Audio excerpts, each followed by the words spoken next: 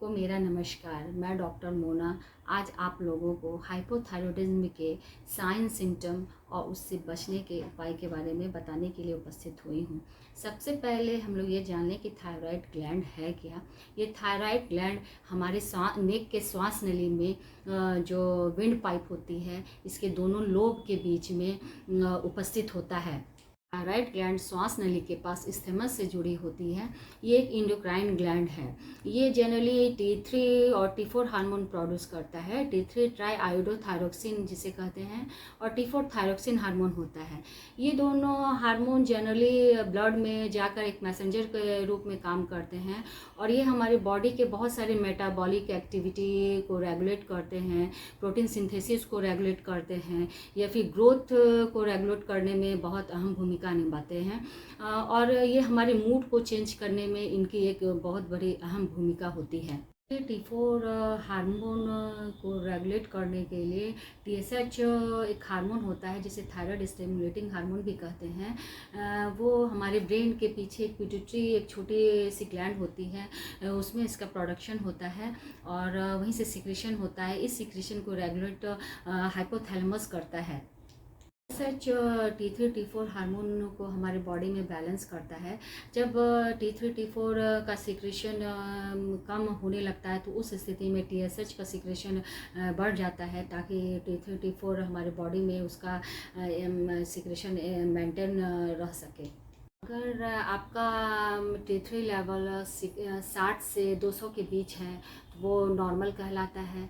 T4 level अगर 4.5 से 12 तक है तो वो नॉर्मल कहलाता है और TSH अगर 0.3 से 5.4 तक है तो वो नॉर्मल कहलाता है। लेकिन अगर TSH 5.4 से ज़्यादा हो जाए तो हो सकता है कि आपको हाइपोथायरॉयडिज्म हो सकता है। थायराइड ग्लैंड से रिलेटेड 3 तरह की डिजीज़ हमारे बॉडी में होती हैं। पहला हाइपोथायरॉयडिज्म।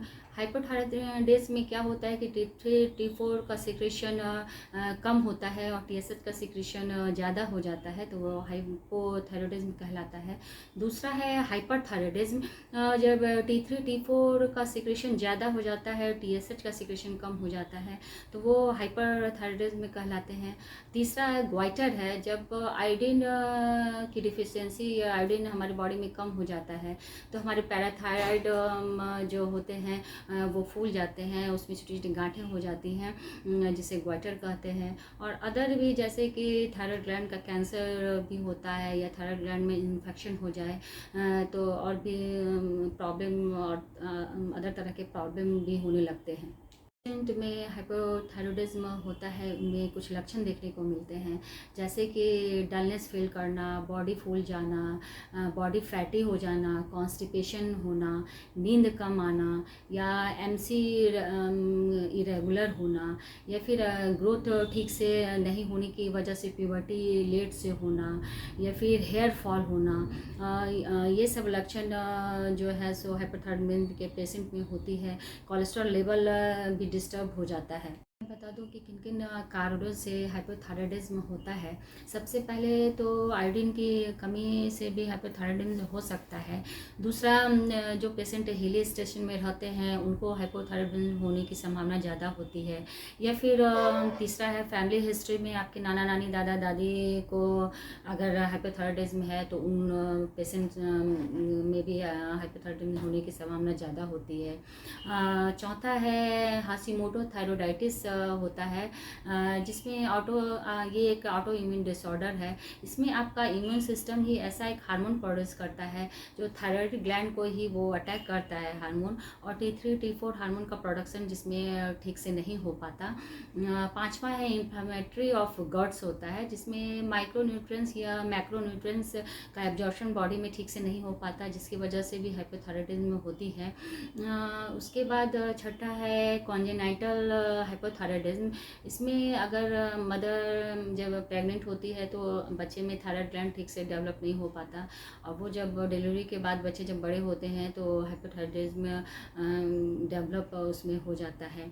प्रेगनेंसी में भी हाइपोथायराइडिज्म होने की संभावना ज़्यादा होती है। हाइपोथायराइडिज्म में पेशेंट को क्या क्या चीज़ें नहीं खानी चाहिए वो सभी के बारे में आप लोग जान लें कि सोयाबीन या सोयाबीन से बनी चीज़ें बिल्कुल ही ना लें, सोयाबीन मिल्क ना लें, या उसका पनीर आता है वो बिल्कुल ही नहीं लें, सोयाबीन ऑयल ना लें, फूल गोभी, पत्ता गोभी, टमाटर, मूली, सलजम, बीन्स, ये सभी चीज़ें नहीं लें, क्योंकि इनमें ऐसे कुछ पदार्थ होते हैं जो आयोडीन को हमारे थायराइड ग्लैंड तक जाने से रोकते हैं।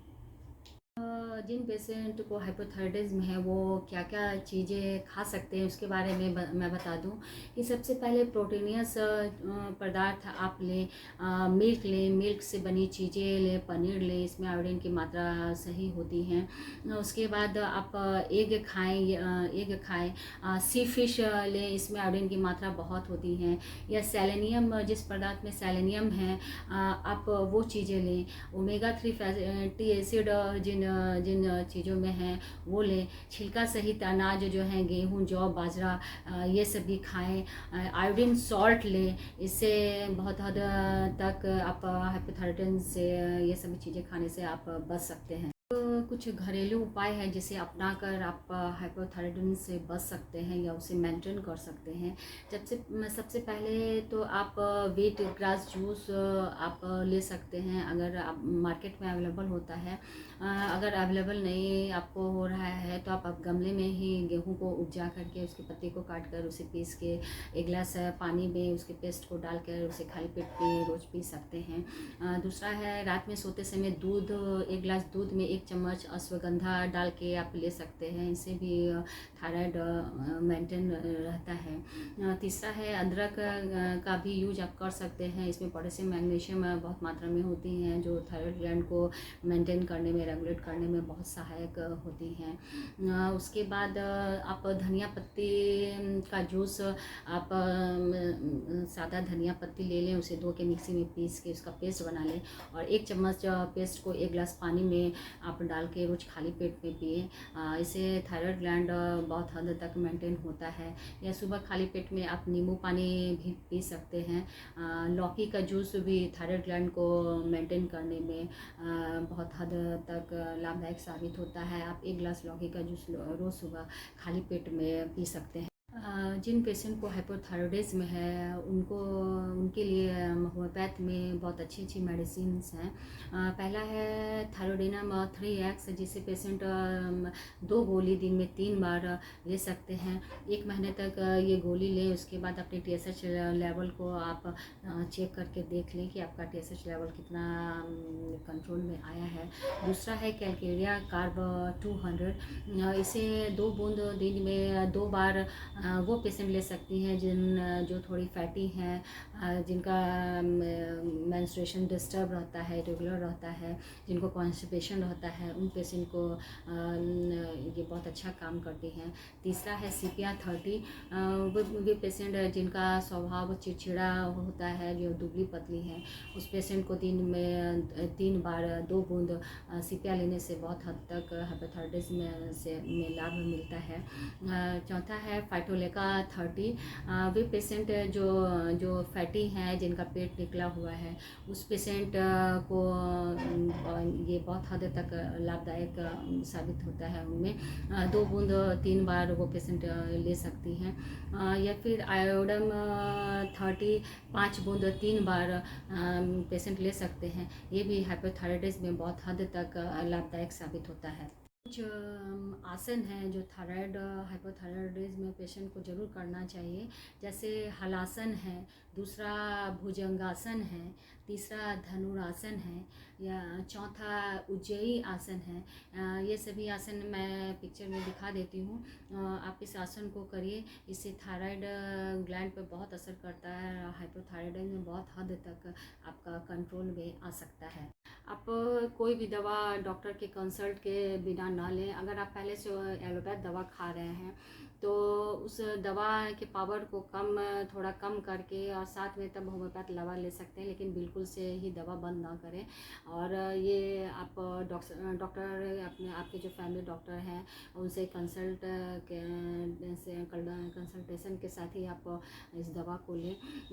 दवा के जैसे आप दवा खा रहे हैं तो 1-2 महीने तक दवा का सेवन करके आप T3 T4 TSH लेवल का अपना चेक करवाते रहें कि आपका लेवल किस हद तक आया है, तो उस अनुसार ही फिर दवा के डोज को आप कम करें। इसके साथ इसके प्रिवेंशन में आप 20 से 25 मिनट का एक्सरसाइज ज़रूर करें।